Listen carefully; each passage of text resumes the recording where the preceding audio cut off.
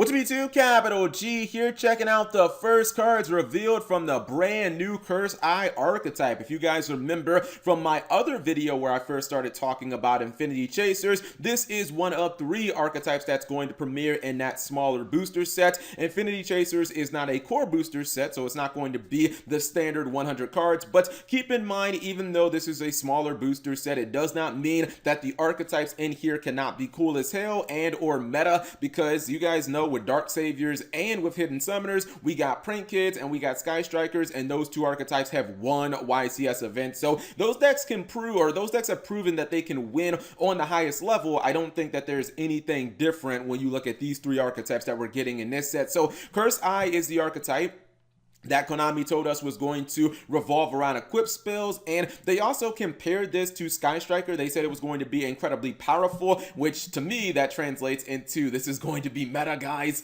But they did say that it was going to have a major drawback, very similar to how Sky Strikers don't allow you to play, well, really any of the spell cards in the archetype, or at least most of them, if you control a monster in the main monster zone. So this archetype seems to be incredibly strong. A couple of these cards revealed so far, even though there's only 3 of them, seem incredibly good, especially the equip card, which, man, this seems like one of the best equip cards that we've gotten in years. I hope I'm not overhyping this, but seems very legitimate. So we got 3 cards to talk about, 2 monsters and a equip spell, and the deck is going to have link monsters as well. Let's start with the main deck monster. This is Cursed Eye Disciple Sario. I probably mispronounced that. Level 4 Dark Fiend monster, and 1600 attack, 1400 defense. The second effect is the hard once per turn. The first effect says if this card is normal summon, you can add 1 Cursed Eye card from your deck to your hand, except another copy of Disciple Sario. Alright, so basically this is probably like your Alistair type monster slash Stratos. I mean, basically this searches the entire archetype, so this seems incredibly good. Generally, when you get a Stratos in an archetype, you almost always run 3 of it, because it generally is going to be one of your best normal summons in the deck. Seems legitimate. Now, the second effect is incredibly strong too, and that's why it's a hard once per turn. The second effect says, while Curse Eye Saline is equipped to this card, Curse Eye Saline is an equipped card we'll talk about later. This is a quick effect. It says you can target 1 special summon monster your opponent controls, destroy that monster. So that obviously is really good. Basically, if you have an equipped card on this guy, you can instantly pop one of your opponent's extra deck monsters, or if your opponent tries to start a combo, you can just pop anything. And again, using this during both players' turns seems incredibly good. Now the thing is, you can obviously search that equip card, because when you normal summon this, you get these Stratos-like effect, and that can be used for spells and traps in this archetype as well. So that seems pretty good. Now, the third effect is that drawback. Maybe this is the drawback Konami was talking about. It says in the next standby phase, after this card's second effect is activated, destroy 1 card you control. So if you blow up a monster, a special summon monster your opponent controls, then on the next standby phase, you got to blow up 1 card you control. Now, you can blow up, I assume, probably the equip cards, and maybe, I don't know exactly, because we don't have all the equip cards. I don't know if this is going to be a Noble Knight thing where some of the cards just re-equip themselves instantly, but obviously there could be the option to run other cards that you want to blow up. I mean, we see Sky Strikers run things like Metaphos Fusion. They blow the card up from like the field spell and other ways, and then they just shuffle it back into the deck and draw a card. But overall, this seems like an incredibly strong card. Not only is it a Stratos for the archetype, but it has disruption as well, and a little bit of protection, or at least a decent amount of disruption. So I'll definitely take it. Next up is a Link monster.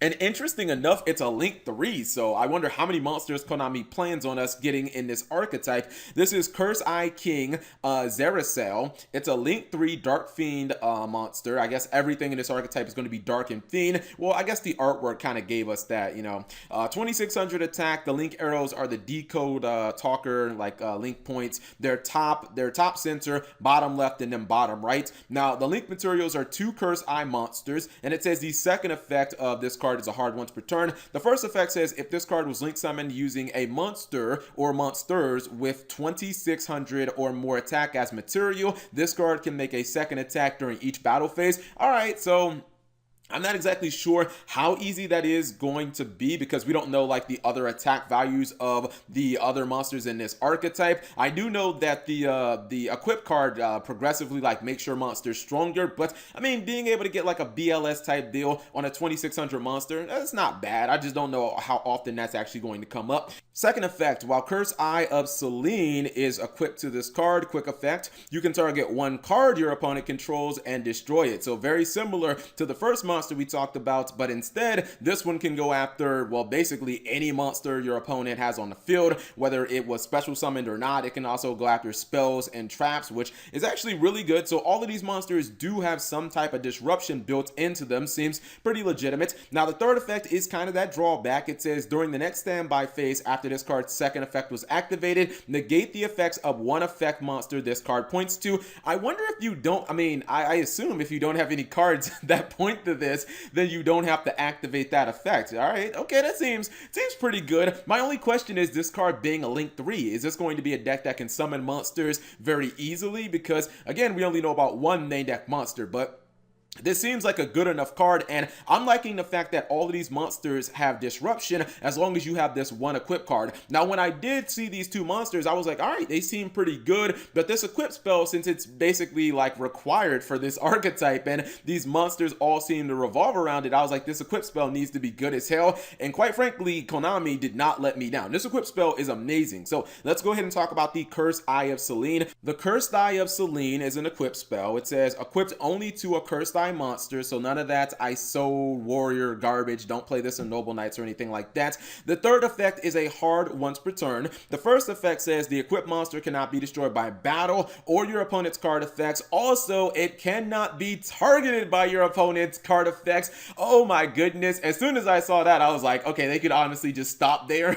This card is already going to be good. I mean, you're getting 3 layers of protection. Your opponent can't run over your monster, they can't target you, and they can't destroy it by card effects. Like, that seems really fucking good, especially on a 2600 Link monster. So that was already enough to sell me on this card, but it actually gets better. The second effect says each time you activate the equipped monster's monster effect or activate another Cursed Eye spell / trap card, the equipped monster gains 500 attack, and if it does, you lose 500 life points. So you do have to pay some life points with this deck, specifically in relation to this card, but I think that that's a pretty good exchange. I mean, being able to make my monster progressively stronger, and that's also not a hard once per turn. So if you activate multiple equips, you could see your monster get, a 1500 attack boost in a single turn. Now the thing is, that effect from what I'm reading is not optional, so you might end up paying yourself to death. Just make sure if you get low, you probably don't want to continue activating card effects,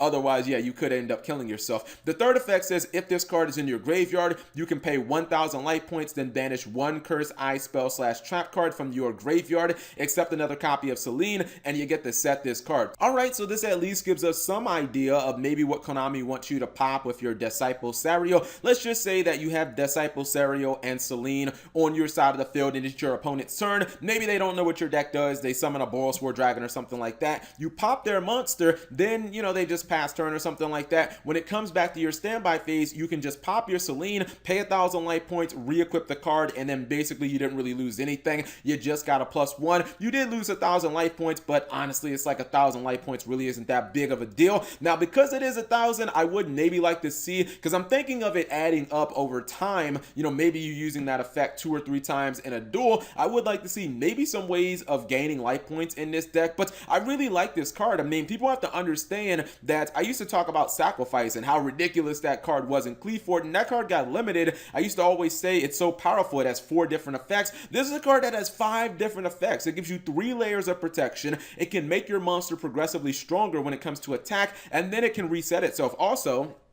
because it can reset itself, this means that you can just summon your Disciple Sario, you can search out your Selene, you can discard it for like Twin Twister or something like that, pop your opponent's back row, and then you could just pay 1000 life points, banish another card from your graveyard, and then just reset it on the field. So I'm definitely thinking that this archetype is looking pretty good so far. I just wonder exactly what the monster ratio to equip spell ratios are going to be. And also it says that, some of these cards say trap also, so I wonder, how many traps are going to be. The fact that they got a Link 3 right off the bat tells me that probably this archetype's going to have a few monsters. I thought maybe that this was going to be a Sky Striker like deck where there was only going to be one monster kind of in the main monster or in the main deck or something like that, but you don't give a deck a Link 3 if you only give it like one monster. Like Sky Striker, all the links are, Link 1, so I think it definitely makes sense. But we'll have to see what Konami is doing with this archetype. Whatever you guys think, leave it in the comment section below. Thank you guys for watching. As always, subscribe if you have not already, and turn on that notification bell for daily videos.